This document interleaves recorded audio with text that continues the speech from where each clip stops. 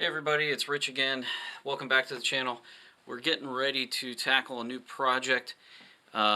So let me show you what we're going to do for the next couple of weeks, probably months.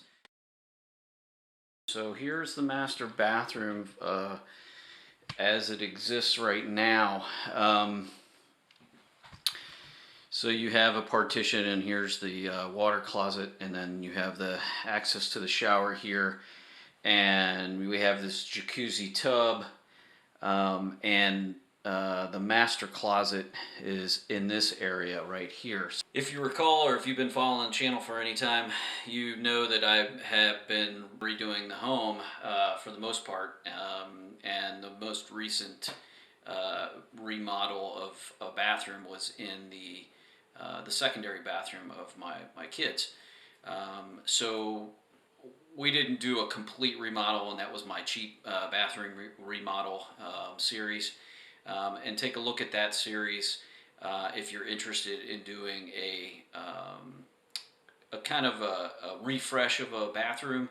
But in this project, we are taking things down to the studs for the most part, and then building it back definitely better than it was before.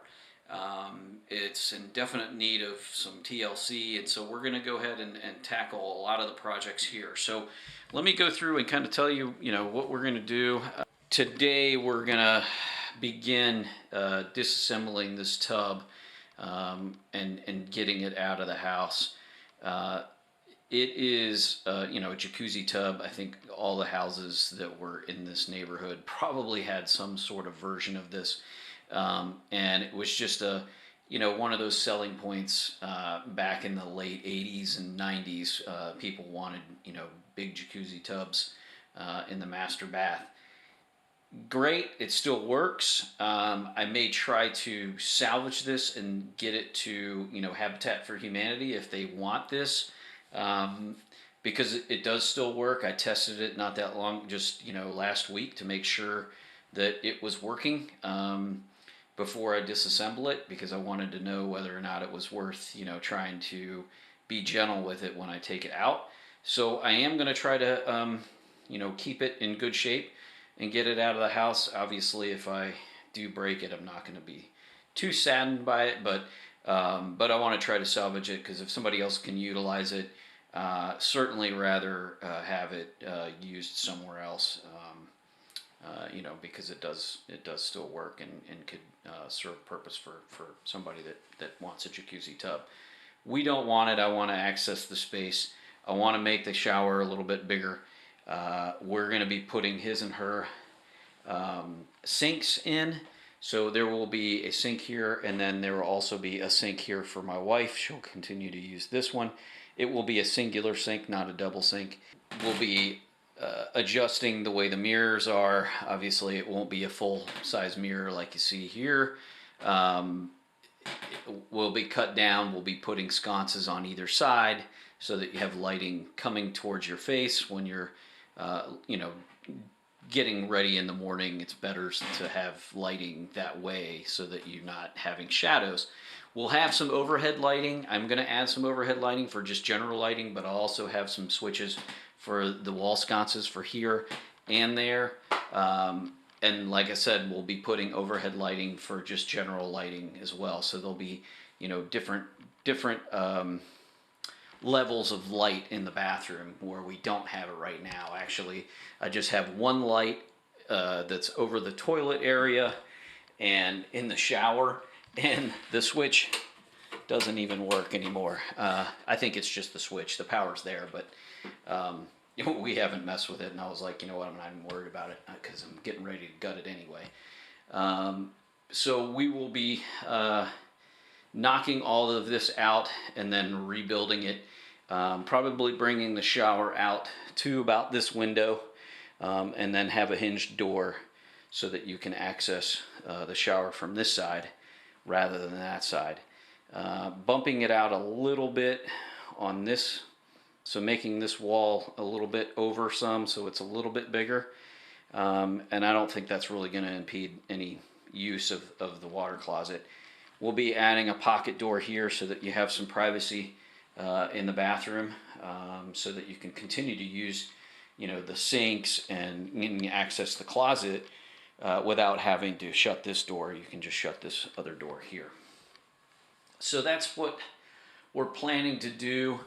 Um, so there'll be a lot of little projects that I'm going to be working on and sharing with you all, because it is going to take some time to do this project, because I'm taking it down to the studs, and also because we're probably going to be using this bathroom somewhat throughout the process. Not, once I ends up taking the sink down, it's probably going to be done at that point, and then we'll just be utilizing the kids' bathroom, for as our main bathroom. So all four of us will be using one bathroom.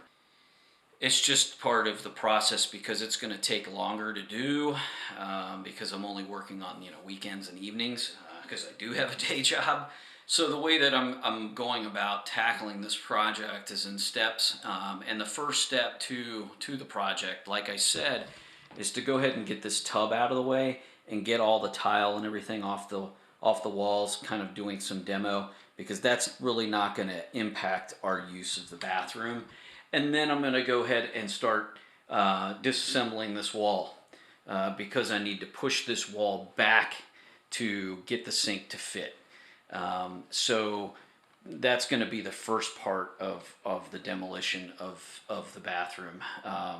These other areas I can do later. I don't need to do them right this second, and we'll still be able to access, the shower and the toilet.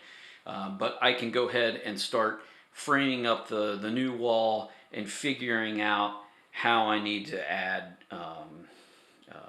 plumbing and sewer to this side and this wall here, and then the electrical portion of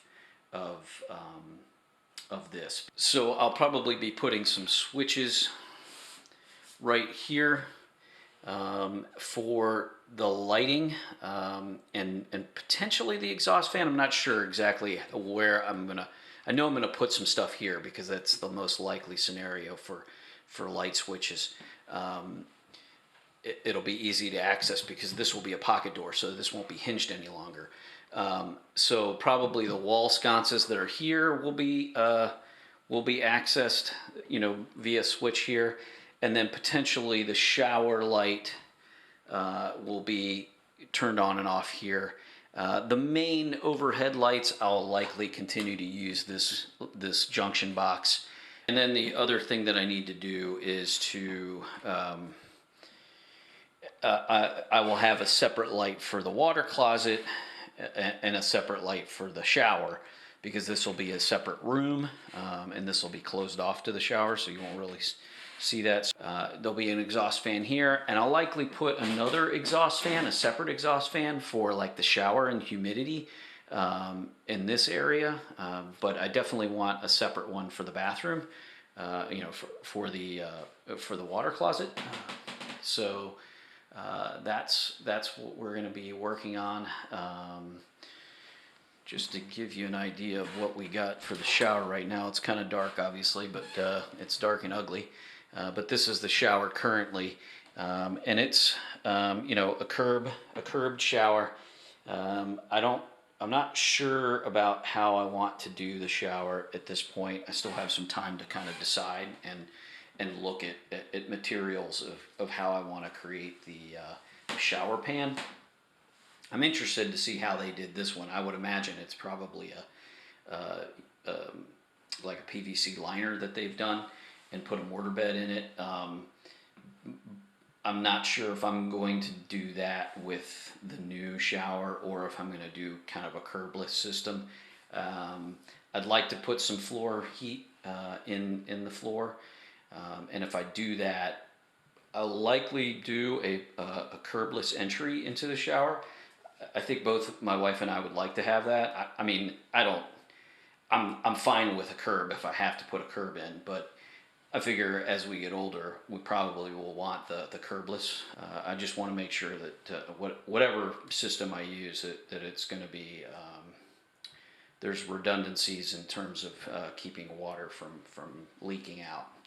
So anyway, that's kind of what's going on right now. I'm going to go ahead and start getting to work on it and start doing demo. And as I get more tasks, I'll kind of keep you up to date with what's going on, and certain things that I think will be interesting for you all to see, and kind of document how to do so that folks can see that, and just a general idea of what it takes to do a project like this, if you're going to do it as a DIYer.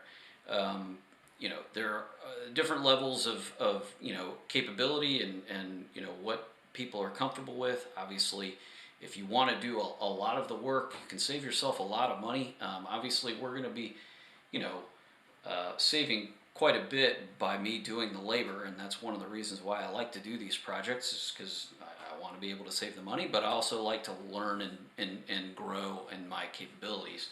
And so the money that you save by doing a lot of this stuff yourself, you can reinvest it into the actual bathroom, and what you choose to select for fixtures, for tile, the niceties like heated flooring, and things like that. So if you like this video and you want to keep up to date with what's going to happen on this project, go ahead and like it or subscribe to my channel, and you'll be updated as I post new videos. Okay, everybody, I think this is going to do it for this video.